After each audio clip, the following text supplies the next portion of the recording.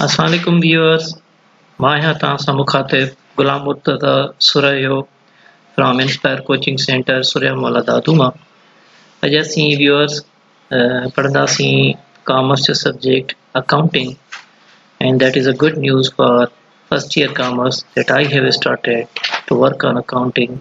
इंशाल्लाह अॼु खां पोइ वरी तव्हांखे अकाउंटिंग जा टॉपिक्स मुसलसिल मिलंदा रहंदा।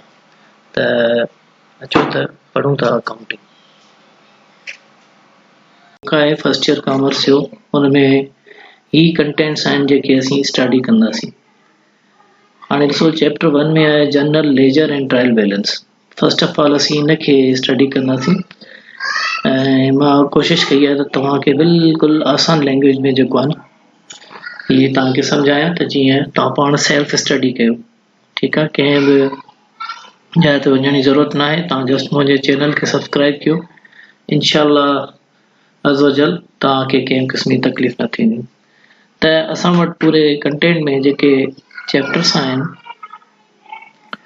वो general ledger and trial balance है, accounting for cash book and petty cash, special journals, bank reconciliation statement, accounting for bills transactions, financial statements, correction of errors, test papers. ठीक है, असीं 1 बाय 1 जो कोई चैप्टर पढ़ंदासीं। फर्स्ट ऑफ ऑल मां chapter number 1 के start किया है, मूं पंहिंजी पूरी कोशिश कई आहे तो वो तव्हांखे आसान लैंग्वेज में समझाया। ॾिसो चैप्टर नंबर 1 में फर्स्ट ऑफ ऑल असां वटि आहे डेफिनेशन आहे अकाउंटिंग जी। चए थो त accounting is the art of recording, classifying and summarising in a significant manner and in terms of money transaction and events which are in part at least of a financial character and interpreting the result thereof. And ही जेका definition आहे उहा आहे American institute of certified public accountants. माना अहिड़ा America जा government accountants उन्हनि जी हिकिड़ी एसोसिएशन आहे, इंस्टीट्यूट आहे, उतां जी डेफिनेशन आहे। माना ॾाढी हाई लेवल जी रिकमेंडेड डेफिनेशन आहे। पाण हिन ते थोरो सिंपल तबसरो कयूं था। वो इहो आहे त हिन जा 2 पार्ट्स आहिनि। पहिरियां चए थो त अकाउंटिंग आहे छा, त हुनमें हिकिड़ो पार्ट चए थो recording, classifying and summarising of transactions of financial character. Say for example तव्हां किथे अकाउंटेंट आहियो या अकाउंट्स ऑफिसर आहियो या डायरेक्टर फाइनेंस आहियो, त जेकॾहिं तव्हां डायरेक्टर फाइनेंस आहियो या अपर लेवल जी पोजीशन ते आहियो ऐं तव्हां वटि बुक कीपिंग कोन्हे का, उहा डेफिनेटली कंहिं हेठि अकाउंटेंट वटि ई हूंदी आहे। त ऑर्गेनाइजेशन में तव्हां वटि को अहिड़ो माण्हू अचे थो, तव्हांखे चवे थो त असांखे भई स्टेशनरी परचेस करणी आहे। इहो छा आहे, हिकिड़ो इवेंट आहे, हिकु अहिड़ी शइ आहे तव्हांजी टेबल ते आई जेका तव्हांखे करणी आहे। ज़ाहिर आहे तव्हां अकाउंटेंट आहियो ऐं जेके बि खज़ाने सां मालियाती लिहाज़ खां, इकोनॉमिक लिहाज़ खां जेके शयूं रिलेटेड आहिनि उहे अव्हां सां रिलेटेड आहिनि। त उहा शइ तव्हांजी हिकिड़ी माना ज़िमेवारी थी वञे थी त तव्हां उन कम खे भरपूर तरीक़े सां सर अंजाम। पाण ॾिसो तव्हां वटि परचेस करणी आहे छा, स्टेशनरी। हाणे चए थो त अकाउंटिंग जेका आहे न, सभ खां पहिरियां जेका तव्हां वटि इवेंट अचे थो माना उनखे तव्हां रिकॉर्ड कयो। इट मीन्स हिकिड़ो तव्हां वटि बुक हूंदो हुते जंहिंखे असीं जनरल चऊं था। तव्हां छा लिखी छॾींदा त बाबा ऑर्गेनाइजेशन खे 1000 रुपए जी जेको आहे सो स्टेशनरी खपे थी। त परचेस तव्हां वटि आया, त परचेस खां पहिरियां तव्हां छा कंदा, तव्हां लेजर में जेको आहे न हुनखे मुंतक़िल कंदा, माना लिखंदो। तव्हां जनरल नाले सां हिकिड़ो हूंदो आहे बुक, ठीकु आहे, उनखे अव्हां उन में लिखंदा त बाबा ही एंट्री हीअं थी, मतिलबु मूं वटि मूंखे 1000 रुपए मूं ॾिनो कंहिंखे ऐं जेको आहे सो हुनजी स्टेशनरी वठंदा। हाणे उन इवेंट जो, उन ट्रांजेक्शन जा जेके इम्पैक्ट्स आहिनि उहे तव्हां बाद में तव्हां नोट कंदो। त हीअ चवे थो त अकाउंटिंग जेका आहे न उहा हिकु अहिड़ी शइ आहे जंहिंसां असां शयुनि खे रिकॉर्ड कंदा आहियूं।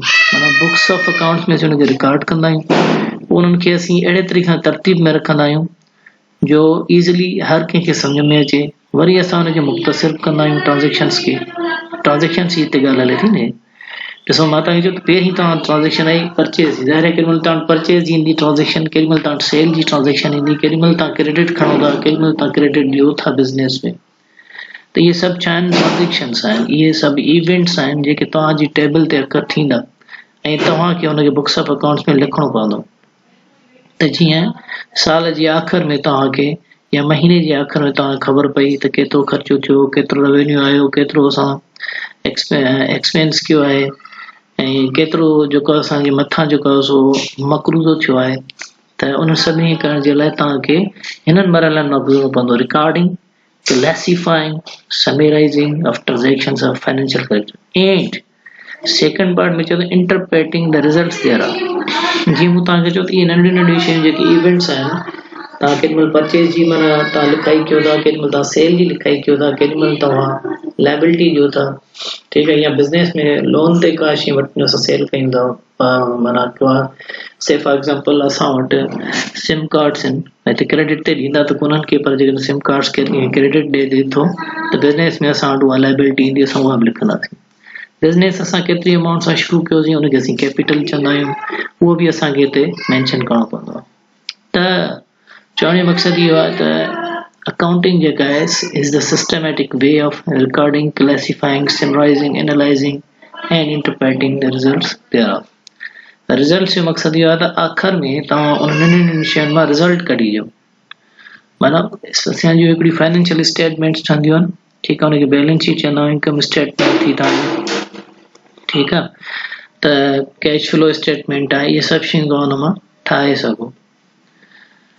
अच्छा, त हाणे अॻिते हलूं था, इहा थी असांजी अकाउंटिंग न। अकाउंटिंग जेको आहे सो हर इदारे में माना जेको इस्तेमालु थिए थी। अकाउंटिंग जा मुख़्तलिफ़ असां वटि काइंड्स हूंदा आहिनि। मैनेजमेंट अकाउंटिंग हूंदी आहे, कास्ट अकाउंटिंग हूंदी आहे, ठीकु आहे, फाइनेंशियल अकाउंटिंग हूंदी आहे, इहा असां हली करे अॻिते पढ़ंदासीं। फाइनेंशियल अकाउंटिंग असांजी जेका आहे उहा जो एक्सटर्नल जेको आहे सो यूज़र्स लाइ इस्तेमालु थींदी आहे, इंटरनल जी एक्सटर्नल हुन में ऑडिटर्स अची विया, इन्वेस्टर्स अची विया, उहा असांजी फाइनेंशियल अकाउंटिंग आहे। ऐं कॉस्ट अकाउंटिंग असांजे इंटरनल यूज़ लाइ थींदी आहे, उहा मैन्युफैक्चरिंग कंपनीज़ में मोस्टली इस्तेमालु थींदी आहे, जिते असां वटि असांखे कास्टिंग सां रिलेटेड शयूं ॾियणियूं हुजनि। उन में जेके बि असां स्टेटमेंट्स ठाहींदा आहियूं उहे मैनेजमेंट खे ॾींदा आहियूं, मैनेजर अकाउंटेंट खे ॾींदा आहियूं, या उतां जेको हेड ऑफ डिपार्टमेंट आहे उनखे ॾींदा आहियूं। उहे एक्सटर्नल यूज़ जे लाइ न हूंदी आहे कास्ट अकाउंटिंग। त व्यूअर्स, इहो हुयो difference between accounting and accounting छा हुई, उनजी डेफिनेशन हुई, ऐं कास्ट अकाउंटिंग छा हुई, फाइनेंशियल अकाउंटिंग छा हुई, मूंखे ॿुधाई। हाणे चए थो त accounting and book keeping. Book keeping चए थो means the recording of transaction in a prescribed manner, it is the record making phase of accounting. हाणे ॾिसो, अकाउंटिंग त पाण मथे पढ़ीसीं, उन में असां छा कंदा आहियूं, जो माना सभु नंढियूं नंढियूं शयूं रिकॉर्ड करे आख़िर में उन जूं रिज़ल्ट्स ठहंदियूं आहिनि, सेल्स केतिरी थी, लाइबिलिटी केतिरी थी, कैपिटल केतिरी थी। बुक कीपिंग में जीअं हिकु नंढिड़ो मर्चेंट हूंदो आहे या दुकानदार हूंदो, उहो छा कंदा आहिनि, का बि शइ जीअं सीधे जो दुकानु आहे, असां वटि सीधे दुकान जी शयूं खपाईंदा आहिनि, बुक ते लिखी आहिनि, बाबा हिन ॾे हेतिरा पैसा थिया, हिन ॾे हेतिरा पैसा थिया, अॼु असां ही शयूं खपाइसीं, जस्ट उहे लिखंदा आहिनि, पोइ महीने एंड में उतां ई उहो खणी वठंदा आहिनि, पर उनजी का रिपोर्ट वग़ैरह न ठाहींदा आहिनि, उनखे असीं बुक कीपिंग चवंदासीं। नेक्स्ट असां वटि आहे त हिते मां तव्हांखे ॿुधाईंदो हलां, ॾाढो इंट्रस्टिंग टॉपिक आहे, मूंखे तमामु घणो अकाउंटिंग में ई वणंदो आहे। हीअ आहे अकाउंटिंग इक्वेशन, ठीकु आहे। Accounting equation is the combination of assets is equal liabilities plus proprietorship of capital. या हिन इक्वेशन खे असीं चेंज कयूं, मां असेट हिते साॻी रखां, ऐं जेका हीअ लाइबिलिटी आहे न वारी प्लस में हेॾे खणी अचां त माइनस में ईंदी, ऐं प्रोप्राइटरशिप हेॾां अची, त इन इक्वेशन खे असीं ईअं चेंज करे सघूं था। हाणे हिन अकाउंटिंग इक्वेशन खे जेको आहे सो चेंज करण जे लाइ न असांखे माना छा घुरिजे, अकाउंटिंग इक्वेशन जो माना हिकिड़ो बहितरीनु मिसाल मूं वटि आहे पिक्चर फॉर्म में, मां कोशिशि कयां थो त मतलब तव्हांजे साम्हूं खणी अचां, छाकाणि त जेसिताईं शयूं अव्हांजे साम्हूं जेको आहे न जेको आहे सो पिक्चर फॉर्म में न ईंदियूं, तव्हांखे उहा शइ में बि सम्झ में न अचे, त ईअं तव्हांजे लाइ ॾाढो ईज़ी थी वेंदो जेकॾहिं मां तव्हांखे हुनजी तस्वीर वग़ैरह बि शो कराईंदो हलां, त तव्हां ॾिसंदव त तव्हां ॾाढो माना हुन में ईज़ी फील कंदव। हाणे ॾिसो, अव्हांजे साम्हूं हिकिड़ी मां तस्वीर आंदी आहे, ठीकु आहे,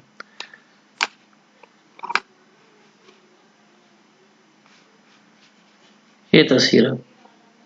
हाणे हिन में तव्हां ॾिसो न, अकाउंटिंग इक्वेशन जो मक़सदु इहो आहे, ॿुधाए थो त हिकिड़ी ताराज़ी आहे, ताराज़ी खे असीं अहिड़े तरीक़े सां शो कयूं जो माना असांजा एसेट्स जेके बिज़नेस जा रिसोर्सिस आहिनि उहे हिकिड़े पासे हुजनि ऐं असांजो लाइबिलिटी कैपिटल ॿिए पासे हुजे। जॾहिं असां कैलकुलेशन बि कंदासीं त ॿई पासा हिन जा बराबरि हुजण घुरिजनि। एसेट्स हिकिड़े पासे हुजे, लाइबिलिटी कैपिटल ॿिए पासे हुजे, हिन जो सभिनी जो टोटल असां कंदासीं हिन जो ऐं हिन जो टोटल बराबरि थींदो। मिसाल जे तौर ते फर्नीचर आयो उहो तव्हांजो आहे 500 रुपए जो, ॿी का शइ आई उहा तव्हांजी 1000 रुपए थिया 1500, त हेॾे बि माना तव्हांजो 1000 हुजणु घुरिजे, हेॾां बि 1000 हुजणु घुरिजे। त इहा अकाउंटिंग इक्वेशन आहे। हिनखे इन करे हिननि तरतीब जेका ॾिनी आहे उहा हिन साहिमी जी ॾिनी आहे। सिंधी में असीं हिनखे ताराज़ बि चवंदा आहियूं, साहिमी बि चवंदा आहियूं। ठीकु आहे व्यूअर्स, त इहा हिकिड़ो हुयो अकाउंटिंग इक्वेशन जो माना एग्ज़ाम्पल तव्हांजे साम्हूं मूं रखियो। हाणे ज़ाहिरी ॻाल्हि आहे इनखे डेबिट ऐं क्रेडिट करण जा हिकिड़ा रूल्स आहिनि। ठीकु आहे व्यूअर्स, अच्छा इन में हिकिड़ी ॿी शइ तव्हांखे मां ॿुधाईंदो हलां त असेट्स आहिनि छा। Assets basically these are the resources of business. छा आहिनि? रिसोर्सिस ऑफ बिज़नेस आहिनि। हाणे रिसोर्सिस तव्हां चवंदा छा आहिनि, माना बिज़नेस में असांखे ॾिसो फर्नीचर बि खपंदो आहे, असांखे लैंड बि खपंदी आहे, असांखे जेको आहे सो हिन में मशीनरी बि खपंदी आहे, इहे सभु शयूं खपंदियूं आहिनि न। हाणे असां वटि वरी जेको आहे असेट्स जेके आहिनि उनजा क़िस्म हूंदा आहिनि। हिकिड़ा नॉन करंट असेट्स हूंदा आहिनि, ॿिया करंट असेट्स हूंदा आहिनि। हीअ मां तव्हांखे पिक्चर फॉर्म में ॾेखारियां थो, तव्हांजे साम्हूं अची वेंदो। ही नॉन करंट असेट्स आहिनि जेके हिन अकाउंटिंग इक्वेशन जो हिसो आहिनि। ही तस्वीर तव्हांजे साम्हूं खुली रही आहे, मां लाइव तव्हांखे ॾेखारियां पियो त जीअं तव्हां शयुनि खे सम्झी सघो पाण। हाणे ही ॾिसो, ही आहिनि नॉन करंट असेट्स, माना अहिड़ा सॉरी ही लाइबिलिटीज़ आहिनि। हिनखे पाण माइनस कयूं था, पाण खे कढणा आहिनि असेट्स। ही करंट एंड फिक्स असेट। ठीकु आहे, ही आहे असेट्स। हिन में तव्हां ॾिसंदा त असेट्स मूं तव्हांखे चयो त these are the resources of business, माना उन में हाणे ॾिसो लैंड आहे, मशीनरी आहे, बिल्डिंग आहे। ठीकु आहे, अहिड़ी शइ जेका असां परचेस कयूं बिज़नेस जे लाइ ऐं उहा ईज़िली कैश में कन्वर्ट न थी सघे, 1 साल खां वधीक जे लाइ इस्तेमालु थिए। हाणे लैंड वठंदासीं असां बिज़नेस में त डेफिनेटली लैंड त हलंदी, हुनजो सॼो प्लांट हूंदो, हर शइ हूंदी। मशीनरी बि अहिड़ी हूंदी आहे जेका तक़रीबन हलंदी आहे न, साल खां मथे ई हूंदी आहे। बिल्डिंग्स बि ईअं हूंदियूं आहिनि। त बिज़नेस में उन्हनि खे असीं फिक्स असेट चवंदा आहियूं। चए थो purchase for long term use and are not likely to be converted quickly into cash, माना अहिड़ा असेट्स जेके असीं परचेज कयूं ऐं आसानी सां उनखे कैश में तब्दील न थी सघनि। ऐं अहिड़ा असेट्स जेके आसानी सां तव्हांजा कैश में तब्दील थी सघनि उहे आहिनि करंट असेट्स। हाणे ॾिसो, चए थो cash or cash equivalents are anything which can be converted into cash within 1 year. ही कैश असांजी पई आहे, बॉन्ड्स पिया आहिनि असांजा, बैंक बैलेंस पिया जेॾी महिल असां कढाए सघूं था, असांजा डिपॉज़िट्स पिया आहिनि बैंक में, उहे असां जेॾी महिल कढायूं कैश में कन्वर्ट कराए सघूं था। इन्वेंट्री आहे, ही अहिड़ो माना सामान आहे, मटेरियल केॾी महिल ॾेई करे असां हुनखे माना कैश में चेंज कराए सघूं था, जेको साल जे अंदरि ई माना थी सघे थो। माना अहिड़ा असेट्स इन जी हिकिड़ी लिमिट रखी अथनि जेके ईज़िली कैश में त तव्हांजा कन्वर्ट थी वञनि बिज़नेस में, पर उहे साल जे अंदरि थी वञनि। त ही असांजो हिकिड़ो नंढड़ो जेको आहे सो हुयो असेट्स जे मुतालिक़ हिकिड़ो कॉम्पोनेंट। छाकाणि अकाउंटिंग इक्वेशन में मूं तव्हांखे ॿुधायो त 2 खां 3 शयूं आहिनि, असेट्स जी लाइबिलिटी प्लस ओनर इक्विटी। त अहिड़े तरीक़े सां असां वटि लाइबिलिटी जा 2 क़िस्म आहिनि, करंट लाइबिलिटी, ठीकु आहे, ऐं नॉन करंट लाइबिलिटी। हीअ ॾिसो असां वटि 2 मिसाल पिया आहिनि, ही करंट लाइबिलिटीज़ आहिनि। जीअं असेट्स जेके करंट हुआ उहे बि इज़िली कैश में थी सघनि पिया, ही करंट लाइबिलिटीज़ आहिनि। इहे बि असांखे माना cash dividends payable, accrued expenses, short term notes payable, accounts payable and taxes payable and unearned revenue। मतलब इहो थियो त अहिड़ा मक़रूज़ा बिज़नेस ते कर्ज़ हुजनि जेके असीं वरी आसानी सां मिली पवनि न। लाइबिलिटीज़ असां हुनखे चवंदा आहियूं, इहे ऑब्लिगेशन्स हूंदियूं आहिनि, शॉर्ट टर्म जे लाइ हूंदियूं, लॉन्ग टर्म जे लाइ हूंदियूं आहिनि।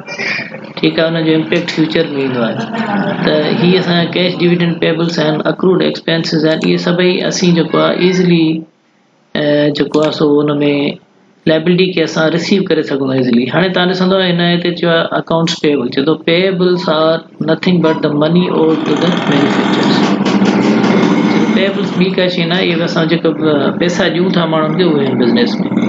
रहियल पैसा अक्रूड एक्सपेंस, ठीक है। ये बिल्स थी सघनि था जेके ड्यू हूंदा आहिनि, हर महीने असां बिल, बिजली जो बिल थींदो आहे, ॿिया बिल थींदा आहिनि, वेजिस बिल थींदा आहिनि, उहे असां ॾियारींदा आहियूं। इहे बि हिकिड़ियूं लाइबिलिटीज़ आहिनि बिज़नेस ते। त इन लाइबिलिटीज़ में तव्हांजो ॿियो अचे थो अक्रूड इंटरेस्ट। अचे थो accrued interest incorporate all interest that has been accumulated since previously paid. त को अहिड़ो माना ब्याज हुजे या इंटरेस्ट हुजे जेको तव्हांखे माना पे करिणो हुजे, ठीकु आहे, जेको रहियल हुजे बिज़नेस ते, असीं उनखे चवंदा आहियूं। इंटरेस्ट एक्सपेंस हूंदा आहिनि, इंटरेस्ट पेएबल्स हूंदा आहिनि, मुख़्तलिफ़ शयुनि ते इंटरेस्ट हूंदा आहिनि जेके असांखे बिज़नेस में इनकॉर्पोरेट करणा पवंदा आहिनि। अहिड़े तरीक़े सां चए थो नोट्स पेएबल आहे, बैंक लोन्स आहिनि, चए थो it is the existing principal part of long term loan. ठीकु आहे, माना वॾे पैमाने जेको असांजो लोन आहे, फिक्स लोन जेको आहे उनजो एग्ज़िस्टिंग जेको आहे प्रिंसिपल पार्ट आहे। उन खां अलावा डिविडेंड्स पेएबल्स आहिनि। डिविडेंड्स माना जेके कॉर्पोरेशन्स हूंदियूं आहिनि उन में जेको प्रॉफिट असीं डिस्ट्रीब्यूट कंदा आहियूं शेयर होल्डर्स में, उनखे डिविडेंड चइबो आहे। उहो माना कंपनी ते हिकिड़ी लाइबिलिटी हूंदी आहे जेको ॾियणो हूंदो आहे। अहिड़े तरीक़े सां इनकम टैक्स आहे, बिज़नेस में इनकम टैक्स जेको असांखे जमा कराइबो आहे उहो हिकिड़ी लाइबिलिटी आहे। वेजिस आहिनि, मुलाज़िमनि जो डेली वेज वारा उन्हनि जूं पघारूं ॾियणु, उहे बि लाइबिलिटीज़ आहिनि। हाणे असां अचूं था नॉन करंट लाइबिलिटीज़ ते। नॉन करंट लाइबिलिटीज़ में तव्हां ॾिसंदा त असां वटि डिबेंचर्स आहे, बॉन्ड्स पेएबल आहे, लॉन्ग टर्म लोन आहे, ठीकु आहे। इन खां पोइ डेफर्ड टैक्स लाइबिलिटीज़ आहिनि, लॉन्ग टर्म लीज़ आहे, पेंशन बेनिफिट्स ऑब्लिगेशन्स आहिनि, डेफर्ड रेवेन्यू आहे। हाणे इहे सभु असांजा वरी फिक्स माना लाइबिलिटीज़ आहिनि। हाणे बॉन्ड आहिनि, माण्हू ज़ाहिरी ॻाल्हि आहे वॾे पैमाने ते रखंदो, पाण वॾे अरसे लाइ रखंदो आहे, उन में इन्वेस्ट करे सघंदा पैसा। अहिड़े तरह सां लीज़ ते असां जेके शयूं वठूं था साल, हाणे मां ॾिसो हे आहिनि, हिन तस्वीर मां तव्हां ॾिसंदा कैपिटल लीज़ आहे। तव्हां का बि शइ माना लीज़ ते वठो था, का जॻह आहे, का फैक्ट्री आहे, त उन ज़रिए या का ज़मीन आहे, ज़रई ज़मीन आहे, उहे तव्हां वठो था, त उहो लीज़ जा ज़रिए पैसा त ॾियणा पवंदा न असांखे, पर उहो बिज़नेस में त लाइबिलिटीज़ आहियूं न। असां हाउस बिल्डिंग फाइनेंस वारा आहिनि जेके असांखे को लैंड वग़ैरह ॾियनि था, एग्रीकल्चर लोन ॾियनि था या ॿी काई शइ ॾियनि था, त उहो हिकिड़ो असांजे बिज़नेस ते हिकिड़ो लोन आहे, लाइबिलिटी आहे, जेका असांखे आहिस्ता आहिस्ता पे डेफर थींदी मिलंदी वेंदी, ठीकु आहे। अहिड़े तरीक़े सां गिरवी ते शयूं रखाईंदा आहिनि माण्हू, गोल्ड थियो, ॿियूं शयूं थियूं, त इहे बि असांजा लॉन्ग टर्म लाइबिलिटीज़ आहिनि जेके मोर देन 1 ईयर आहिनि। त व्यूअर्स, ही असां वटि हुयो माना करंट लाइबिलिटी ऐं फिक्स लाइबिलिटी। अचूं था पंहिंजे टॉपिक जी तरफ़।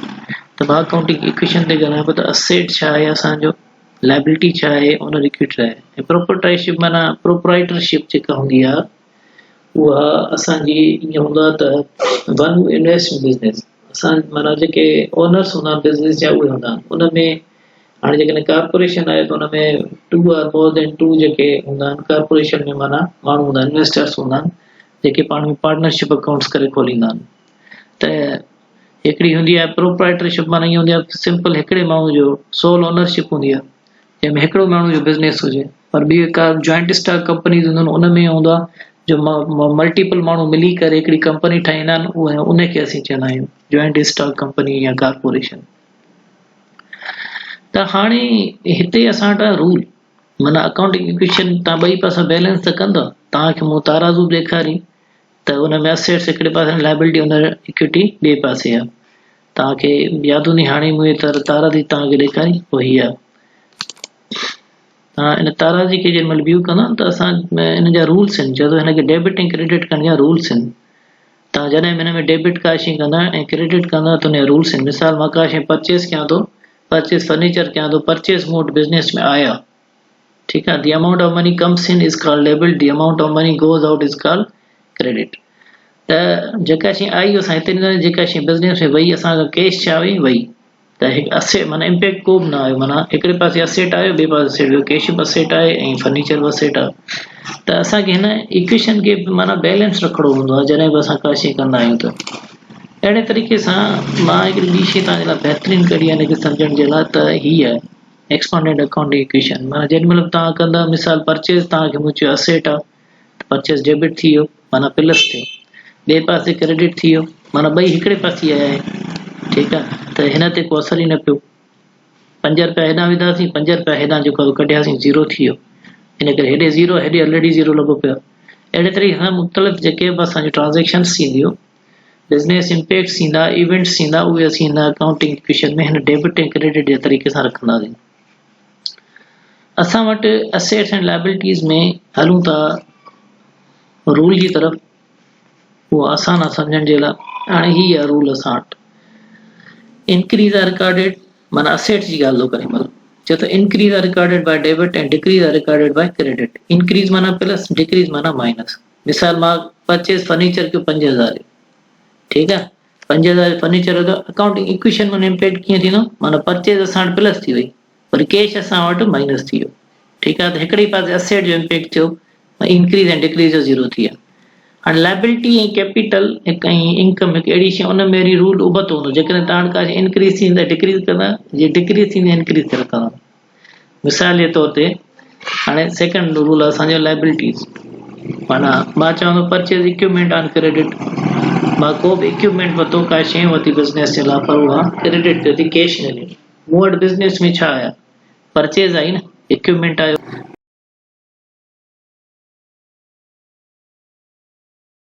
जी व्यूअर्स, पाण ॻाल्हाए रहिया हुआसीं ओनर सिक्योरिटी ते।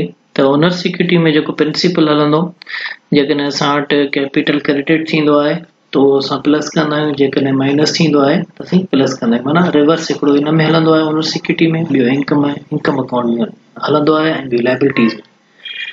त लाइबिलिटीज़ जो मां तव्हांखे मिसाल ॾिनो। ओनर सिक्योरिटी में ॾिसो, मिसाल मां withdraw cash from business for personal use. हाणे हिकिड़ो बिज़नेस आहे रनिंग में, हुन में मां पर्सनल यूज़ जे लाइ पैसा कढंदुसि, त हुन में असां लिखंदासीं ड्राइंग प्लस ऐं कैश माइनस। ड्राइंग मीन्स असां the amount of money that we are using for personal use, that we are taking for personal use. त हिते असांजी उहा ड्राइंग प्लस थींदी ऐं कैश माइनस थींदी। सिमिलरली इनकम अकाउंट आहे असां वटि, receive cash for services completed 2400। Say for example को जेको आहे सो कपिड़ा इस्त्री जो विकंदा आहिनि, ठीकु आहे, उहो पंहिंजी सर्विसिस ॾिए थो, ठीकु आहे, पर हुनखे पैसा जेके आहिनि 2400 रुपया मिलनि था कपिड़ा इस्त्री जे बदिले में। त उन जेको आहे सर्विसिस कंप्लीटेड जेको आहे असांजो क्रेडिट थींदो ऐं कैश डेबिट थींदो। हाणे जॾहिं हू कपिड़ा इस्त्री करे ख़तमु कंदो, त ज़ाहिरी ॻाल्हि आहे हुनखे पंहिंजी सर्विसिस जे अगेंस्ट में पैसा मिलंदा, उहे बिज़नेस में हुन कमाया मिसाल जे तौर ते। त असांजी जेका कमाई आहे, जेको प्रॉफिट आहे, उहो हिते असीं सर्विस एंड जेको आहे असां उहो क्रेडिट था कयूं ऐं कैश डेबिट था कयूं। जॾहिं असां वटि अहिड़ी कंडीशन ईंदी त असां ईअं कंदासीं। बिज़नेस में असां वटि कैश अचे थी, इंक्रीज थिए थी, असां डेबिट कयूं था, ऐं डिक्रीज छा थो थिए, असां सर्विसिस बेसिकली असां ॾियूं था, हिते डिक्रीज थियनि थियूं, पर असां कैपिटल में क्रेडिट में रखूं था, ठीकु आहे। अहिड़े तरीक़े सां असां वटि आहे paid wages to employees. Daily wage जा एम्प्लॉइज़ हूंदा आहिनि, उन्हनि खे असीं पेमेंट कंदो। हीअ हिकिड़े क़िस्म जो एक्सपेंस आहे, जंहिंमें असां वेजिस एक्सपेंस डेबिट थींदो ऐं कैश क्रेडिट थींदो। त ही हिकिड़ो रूल हुयो जेको बेसिकली तव्हांखे ॿुधाइणो हुयो त अकाउंटिंग इक्वेशन में थींदा rule of debit and credit. Simply तव्हांखे बिज़नेस में केरु पुछे बाबा डेबिट छा आहे, त अवां हुनखे चई सघो था the amount of money comes in business is called debit, and जेको क्रेडिट आहे हुनखे असां चवंदासीं the amount of money goes out from business, ठीकु आहे। इनखे असीं चवंदासीं जेको आहे सो क्रेडिट। त इहो तव्हांखे ख़बर हुजणु घुरिजे त बिज़नेस में अचे छा थो ऐं वञे छा थो, त उहो तव्हां जीअं आसान सां लिखी सघो। डेबिट जो हिन जो शॉर्ट फॉर्म जेको आहे उहो तव्हां हिनखे DR सां बिज़नेस लिखंदा आहिनि, DR, ऐं हिनखे असीं छा था कंदा आहियूं, CR सां क्रेडिट। इहो हिन जो शॉर्ट फॉर्म आहे। त let's move towards another topic. ये हाणे ही कुझु अकाउंटिंग टर्म्स आहिनि जेके पाण डिस्कस कंदासीं, जेके अॻियां हली करे पाण खे कमु ईंदा। ऐं बहितर सम्झां थो त ही तव्हां सां शेयर कंदो हलां। ॾिसो, मर्चेंडाइज़ आर गुड्स, चए थो things purchased in a business for the purpose of reselling them at a profit either in the same form or after manufacturing them into the saleable article are known as goods or merchandise. हाणे हिकिड़ो general store आहे, हुन में toothpaste आहे, हुन वटि मुख़्तलिफ़ जेके बि इक्विपमेंट्स फॉर बूट पॉलिश आहे, ठीकु आहे, हुन वटि कोल्ड ड्रिंक आहे, हुनजा मर्चेंटाइज़ आहिनि, ठीकु आहे। त हुनजा गुड्स आहिनि जेके हू सेल कंदो। या स्टेशनरी शॉप ते तव्हां बुक सेलर आहे, बुक्स आहिनि, कॉपीज़ आहिनि, पेन आहे, पेंसिल आहे, इहे सभु तव्हांजा छा आहिनि, इहो तव्हांजो गुड्स या मर्चेंटाइज़ आहे। या कंहिं ग्रासरी बिज़नेस में तव्हांजो त सब्ज़ी वारा पंहिंजो सीधे वारो आहे त उन वटि या उन वटि ॾिसंदो तव्हां वटि राइस हूंदा, ऑयल हूंदा, शुगर हूंदा, ठीकु आहे, उहे टी, फ्लोर, इहे सभु मर्चेंडाइज़ आहे, ठीकु आहे, जेको माना असां वटि हिकिड़ो फिनिश गुड जी सूरत में आहे। त मर्चेंडाइज़ गुड्स असीं हुनखे चवंदा आहियूं, शयूं जेके आहिनि आर्टिकल्स। अच्छा, उन खां पोइ असां वटि आहे परचेज़िस। Merchandise purchased for being sold are called purchases. If they are purchased for cash, they are purchased, but if they are obtained without payment being made for the same time, they are credit. मतलब असां business जेका शयूं purchase कयूं था उहे असीं कुझु शयूं कैश ते वठंदा आहियूं, कुझु असीं क्रेडिट ते वठंदा आहियूं। कैश वारी कैश परचेज थींदासीं, क्रेडिट वारी क्रेडिट परचेज थींदासीं। Similarly purchase return and allowances, ही उहे शयूं आहिनि, मिसाल तव्हां बिज़नेस में कुझु वरिती, तव्हां मिसाल 12 अंडा वरिता, उन मां 2 तव्हांजा भॻल निकिता, तव्हां हुनखे चओ बाबा ही 2 जेको असां वापसि, माना इहा छा थी असांजी बिज़नेस में परचेज रिटर्न आहे, ठीकु आहे। अच्छा, वरी अहिड़े तरीक़े सां वरी सेल्स आहे, असां जेका शइ सेल कयूं था बिज़नेस मां, ठीकु आहे, मिसाल जे तौर ते मां मोबाइल्स आहिनि, सेल्युलर कंपनी आहे, मोबाइल वग़ैरह सेल कंदा या ॿी का शइ सेल कंदा, उहा असां सेल कईसीं, त बिज़नेस मां सेल आई।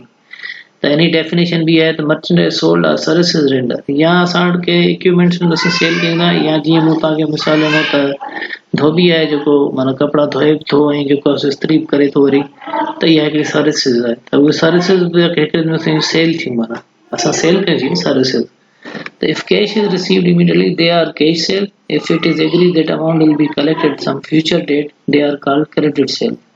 मतलब त पैसनि ते असां ज़ाहिर कपिड़ा खयां इस्त्री थी, वॾी हुनखे पैसा न ॾींदो, असांजी कैश सेल थी। जेकॾहिं हू चवंदो मां हफ़्ते खां पोइ तव्हांखे पैसा ॾींदुसि, त उहा असांजी थी क्रेडिट सेल। हाणे जेकॾहिं sale return and allowances, sale return and allowances में मूं तव्हांखे मिसाल ॾिनो, मिसाल तव्हां पंहिंजा 12 वॻा खयां इस्त्री वारे खां, हुन तव्हांखे इस्त्री करे ॾिना, हुन में 2-3 तव्हांजा डैमेज थी विया आहिनि, सड़ी विया आहिनि या छा, त उहे तव्हां या सही हुन इस्त्री न कया, ठीकु आहे, हुन ते गुंजा आहिनि, ऐं जेको तव्हां वही तव्हांजा वापसि थिया 2 जेके वॻा आहिनि तव्हां सही न इस्त्री कया आहिनि, त हुनखे असीं छा चवंदासीं, उहा असांजी सेल रिटर्न थी, माना या त हुन में असां पैसा हुनखे माना वापसि था वठूं ओॾी महिल, जेके वापसि ॾियासीं, बिज़नेस में सेल रिटर्न आहे। सिमिलरली अकाउंट रिसीवेबल चए थो त amount which a person or company expect to collect from its customer for goods and services sold to them on credit or on account। माना जेको दुकानदार आहे का पंहिंजी सर्विस ॾिए थो, माना शयूं जेके आहिनि हुन उधार ते ॾिनियूं, ठीकु आहे, ऐं उधार ते शयूं ॾिनी, त हुन वटि रिसीवेबल्स ईंदा बिज़नेस में, हुन अञा जेको आहे हुनखे पैसा उहे न मिलिया आहिनि, खाते में लिखी छॾींदो आहे, हीअ मुंहिंजे रिसीवेबल्स आया। त अहिड़े तरीक़े सां अकाउंट्स पेएबल आहे amount which a person company owes its creditors for goods and services purchased on credit। असांजो बिज़नेस आहे, असां का शइ जेको आहे सो इहो वठूं था ॿियो कंहिंखां, पर असां हुनखे पेमेंट न कई आहे, त असांजे माना ज़ाहिरी ॻाल्हि आहे बिज़नेस में उहे पेएबल्स आहे, माना असांखे उहो कर्ज़ु अहिड़ो आहे मक़रूज़ो जेको ॾियणो आहे। अचूं था bad debts are uncollectable expense, जेको माना बिज़नेस में असां कंहिं माण्हू खे का शइ लोन ॾियूं था, माना या का शइ उहो असांखां परचेस करे थो ऐं असांखे पैसा नथो ॾे, खाते ते वठे थो, ठीकु आहे, त मां खाते ते चढ़े छॾिया, हिन ॾे 5000 रुपया आहिनि, पर उहो माण्हू जेको आहे सो 2 साल गुज़रिया, 3 साल गुज़रिया, पैसा न ॾिनी असांखे, त अहिड़ी कंडीशन में इहे असांजा जेके आहिनि माना उहे मक़रूज़ आहिनि जेके असांखे न मिलंदा, अनकलेक्टेबल आहिनि, हिनखे असीं बैड डेब्ट्स चवंदा आहियूं, एक्सपेंस। हाणे हिन में ॿी आई ॻाल्हि करे, total amount or portion of total amount collectable from account receivable become uncollectable by the person or firm is known as uncollectable or bad debts. Account receivable can be uncollectable if the purchaser became insolvent, became made or for other reasons. हाणे चए थो त न ॾियण जो तरीक़ो इहो हूंदो आहे, बिज़नेस में फ्लॉप थी वियो, ठीकु आहे, ऐं जेको हुन बंदि करे छॾियो, त माण्हू पैसा खाई वियो, ईअं थींदी आहे कंडीशन। अच्छा, उन खां पोइ आहे depreciation. Depreciation depreciation means the allocation of the cost of plant asset to the periods in which services are received from the asset। यानी कि ये चूंकि fall in the value of asset due to the wear and tear and due to the passage of time। Depreciation या मिसाल तव्हां पंहिंजी organisation में जेको आहे सो ज़मीन होती है, हिकु ज़मीन आहे जंहिं ते तव्हांजो बिज़नेस ठहियल आहे या ऑर्गेनाइज़ेशन तव्हांजी डेवलप थियल आहे। ज़ाहिरी ॻाल्हि आहे हिनमहिल हिकिड़ो इहो आहे एसेट। ॿियो असांजो एसेट आहे मिसाल बिल्डिंग आहे, ठीकु आहे, या का मशीनरी आहे। हिकिड़ी तव्हां मशीनरी वरिती आहे जेको तव्हां पंहिंजे बिज़नेस में आणियो था। ज़मीन आहे उन में जेको फसल थिए थो, जेको हार्वेस्टिंग जे लाइ जेका मशीन थींदी आहे उहा तव्हां यूज़ कयो था। ज़ाहिरी आहे उहा साल खां वधीक त हलंदी, पर तक़रीबन जेका अॼु शइ असां वठूं था उनजी क़ीमत सुभाणे ओतिरी न रहंदी। चाहे मशीनरी असां यूज़ कईसीं, उन में स्क्रेप आयो या उन में का भञ ड्रा थी, उन में असां रिपेयर करायासीं, त उनजी पोज़ीशन जेका न्यू कंडीशन ई साल खां पोइ न रहंदी। त इहा जेका साल खां पोइ उन जी कंडीशन नथी रहे ऐं उन में जेका कमी अचे थी वैल्यू में, उनखे असीं सिंधी में चवंदा आहियूं घाट, या उन में भञ ड्रा थिए या कोई स्क्रेप अचे या उन में का कमी अचे उन जी वैल्यू में, त उनखे असां डेप्रिसिएशन कंदा आहियूं। असां business J books of account में उहो एक्सपेंस नोट कंदा आहियूं। हिकिड़ी शइ 50,000 में अॼु वरितीसीं मशीनरी, उहा साल खां पोइ हुन में 5,000 जी क़ीमत में या 10,000 कमी ईंदी। उहा जेका कमी अचे थी दैट इज़ कॉल्ड डेप्रिसिएशन। अचूं था कैपिटल ते। द अमाउंट ऑफ कैश और non cash property invested in the firm. माना बिज़नेस जॾहिं को असां खोलियूं था उन में असां जेको पंहिंजो कैपिटल लॻायूं था दैट इज़ कॉल्ड कैपिटल। माना अमाउंट जेका हुन में लॻाईसीं शुरूआती बिज़नेस उहो कैपिटल हूंदा। उन में असीं माना 2 खां 3 जेको जेकॾहिं शेयर होल्डर्स आहिनि इहे करे सघनि था, पर जेकॾहिं सोल ओनर आहे, अकेलो माण्हू आहे, त तॾहिं बिज़नेस में लॻाए सघे थो। पर कैपिटल मीन्स जेको इनिशियली इन्वेस्टमेंट इन बिज़नेस। हाणे हिते ॻाल्हि करे तो यार, in case of company there will be several investors and cash investor get the share certificate from the company there are the investment his investment is called share capital. मतलब त multiple जेको share holders आहिनि जेके 2 खां वधीक 2 या 2 खां वधीक जेकॾहिं का ऑर्गेनाइज़ेशन या कॉर्पोरेशन खोलनि था त उन्हनि पंहिंजो ज़ाहिर कैपिटल लॻाईंदो। कंहिं 50 लख लॻाईंदो, कंहिं करोड़ लॻाईंदो, कंहिं 25 लख लॻाईंदो। त उहो जेको शेयर आहे हुननि जो बिज़नेस में लॻाइल हुनखे शेयर कैपिटल चइबो आहे। अचूं था ड्राइंग ते। मां तव्हांखे पहिरियां ॿुधायो त ड्राइंग मीन्स बिज़नेस मां पैसा कढी करे पंहिंजे पर्सनल यूज़ में आणो। द सोल ओनर चए थो the sole owner or partner withdraws value in cash or merchandise from the business for his personal use in anticipation of profit. It is known as drawing. Shareholder of a company are not allowed to withdraw anything in anticipation of profits. Business में जेके पैसा अॻु में कढिबा उहे अलो न हूंदा आहिनि कॉर्पोरेशन में कढण। पर जेकॾहिं हिकिड़े माना मिसाल 5 लख न 50 लख न करोड़ न, ठीकु आहे, त जेकॾहिं को पार्टनर पैसा बिज़नेस में पंहिंजे पर्सनल यूज़ में आणे थो, इहो हिकिड़ो माना फ्रॉड आहे। बिज़नेस में जेसिताईं तव्हांखे प्रॉफिट नथो मिले तेसिताईं तव्हां नथा कढाए सघो पैसा। पर बिज़नेस में माण्हू कढंदा आहिनि अक्सर पैसा, थोरा कढंदा आहिनि, वरी पोइ वापसि करे छॾींदा आहिनि। उनखे असीं ड्राइंग चवंदा आहियूं, जेके पैसा कढाइनि था। मर्चेंटाइज़ inventory The merchandise which are unused in case of manufacturing concern and unsold in case of trading concern is called merchandise. Raw material आहे तव्हांजो, माना फैक्ट्री में वञे थो, उन मां प्लास्टिक मां के रांदीका ठहनि था, तव्हांजो हिकिड़ो गुड्स आहे, उहो ठही आहे, ठीकु आहे, पर अञा ताईं उहो यूज़ न थियो आहे। टूथपेस्ट आहे, उहा पई आहे, अञा ताईं यूज़ न थी आहे। त अहिड़ियूं शयूं जेके आहिनि उहे तव्हांजी मर्चेंडाइज़ इन्वेंट्री में काउंट थींदी। इन खां पोइ असेट्स आहे। Assets are economic resource which are owned by business and which are expected to benefit future operations. मूं पहिरीं ई तव्हांखे असेट्स ॿुधायो आहे, current asset non current assets ॿई ॿुधायूं आहिनि। These are the resources of business. Land आहे, कैपिटल आहे, लैपटॉप्स आहिनि, मशीनरी आहे, तव्हांजा फिक्स असेट्स आहिनि, कैश एंड कैश इक्विवेलेंट्स थियो, मर्चेंटाइज़ थियो, तव्हांजा नॉन करंट असेट्स आहिनि। डिटेल में तव्हांखे मां पोयां ॿुधाया आहिनि। हाणे नेक्स्ट असां वटि आहे liabilities. Liabilities जा मां तव्हांखे 2 क़िस्म ॿुधाया त these are the obligation of an enterprise to pay money or render services at future date. हाणे ही अहिड़ा डेट्स आहिनि या ऑब्लिगेशन आहिनि जेके माना ऑर्गेनाइज़ेशन खे पे करणा हूंदा आहिनि। ज़ाहिर कर्ज़ो खणंदासीं असांखे ॾियणो पवंदो, ठीकु आहे, या केरु असां कर्ज़ु वठे थो, ठीकु आहे, त उहो बिज़नेस में शामिलु थींदो। Like assets are classified into 2 current liabilities and long term liabilities. हिन जा 2 क़िस्म थींदा आहिनि, करंट लाइबिलिटी, ॿियो लॉन्ग टर्म लाइबिलिटी। हिनखे करंट लॉन्ग टर्म खे असीं ॿियो नालो ॾींदा आहियूं नॉन करंट लाइबिलिटीज़। ॿिए असां हिनखे चई सघूं था जेके अहिड़ा मक़रूज़ा चए थो, हेॾे पढ़ूं था, हिनखे चए थो current liabilities are those that are expected to be paid within a short period, usually within 1 year from the date of balance sheet, such as accounts payable, bills payable. माना चए थो साल जी and में असां report पंहिंजी ठाहींदा आहियूं, financial statement ठाहींदा आहियूं, उन खां अॻु में असांखे कर्ज़ु वापसि मिली वञे थो, त असां उन करंट लाइबिलिटीज़ चवंदासीं, अदरवाइज़ वो फिक्स लाइबिलिटीज़ थी वेंदो।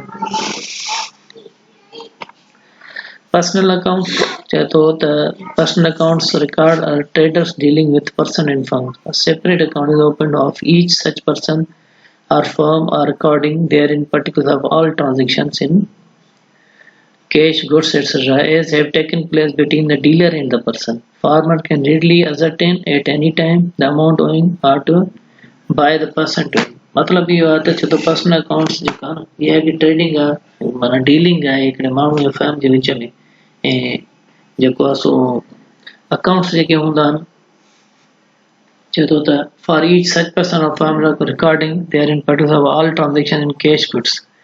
वो कैश जी सूरत में थींदा आहिनि, माना कैश में थिए या गुड्स जी सूरत में थिए, पर्सनल अकाउंट ॿई पाण में करे सघनि था। ठीकु आहे।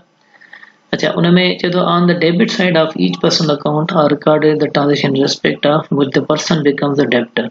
जेको माण्हू तव्हांजो डेबिटर थींदो न, उनजी साइड ते ई तव्हां डेबिट में लिखंदा, जेको क्रेडिट थींदो उनजी साइड ते तव्हां क्रेडिट लिखंदा। इहे असांजा हिकिड़ा पर्सनल अकाउंट्स उन्हनि जे नाले सां खुलंदा आहिनि। ठीकु आहे। अच्छा, उन खां पोइ रियल अकाउंट्स आहिनि। रियल अकाउंट्स ही प्रॉपर्टी सां रिलेटेड हूंदा आहिनि। रियल अकाउंट्स चए थो त रिकॉर्ड डीलिंग्स इन और विथ प्रॉपर्टी एसेट्स और पोजेशंस। रियल जो कारोबार जेको बि थींदो आहे रियल अकाउंट्स आहिनि। कंस्ट्रक्शन अकाउंट्स थींदा आहिनि असांजा। अच्छा, उन खां पोइ चए थो separate account is kept for each class of property such as cash, stock, plant, machinery, furniture. हर कंहिंजो अलॻि अलॻि जेको आहे न अकाउंट थींदो आहे, माना खोलणो पवंदो असांखे। So that by recording therein particulars of each such asset received or given away, the traders can ascertain the value of each asset on hand on any particular date। ये जेके assets आहिनि जंहिंजा असीं रियल अकाउंट्स खोलियूं था, जॾहिं बि को खातो क्लोज़ थिए या छा त असांखे हर हिक जो अलॻि अलॻि असां नाले सां उनखे इवेल्यूएट करे सघूं, असरटेन करे सघूं, उनजी ख़बर पए उन जो बैलेंस अमाउंट केतिरी आहे ऐं असां उनखे केतिरा ॾेई चुका आहियूं, केतिरा वठी सघूं आहियूं। त इहो हिकु रियल अकाउंट्स अलॻि हूंदा आहिनि जेके प्रॉपर्टी सां थींदा आहिनि, डील कंदा आहियूं, प्रॉपर्टी में ईंदा आहिनि, कंस्ट्रक्शन अकाउंट्स में ईंदा आहिनि। नेक्स्ट आहे असां वटि बुक ऑफ ओरिजिनल एंट्री। हाणे बुक ऑफ ओरिजिनल एंट्री अॻु में हिनखे असीं जनरल बि चवंदा हुआसीं। बुक ऑफ ओरिजिनल एंट्री माना जेको फर्स्ट तव्हांजी ट्रांजेक्शन थिए थी न बिज़नेस में, असीं उहा असां बुक ऑफ ओरिजिनल एंट्री में लिखंदा आहियूं। ऐं हिन जा वरी फर्दर क्लासिफाइड नंढा नंढा लेजर्स थींदा आहिनि। ठीकु आहे। हिते चए थो न त ॾिसो त business transactions are not entered straight away in their respective account but are at first passed through some subsidiary records and are then transferred to their appropriate accounts in a book called the ledger। General ledger जेको हुन में असीं अलॻि अलॻि रखंदा वेंदा आहियूं। ठीकु आहे। उनखे पहिरियां असीं वरी चइबो हिनखे जनरल वाज़ the only book of original entry. पहिरियां इहो ई हिकिड़ो बुक हूंदो जंहिंखे असीं जनरल बि चवंदा हुआसीं। ठीकु आहे। But this naturally entailed a separate debit being given to the receiving account and a credit to the giving account in order to bring into record twofold aspect of every individual business transaction।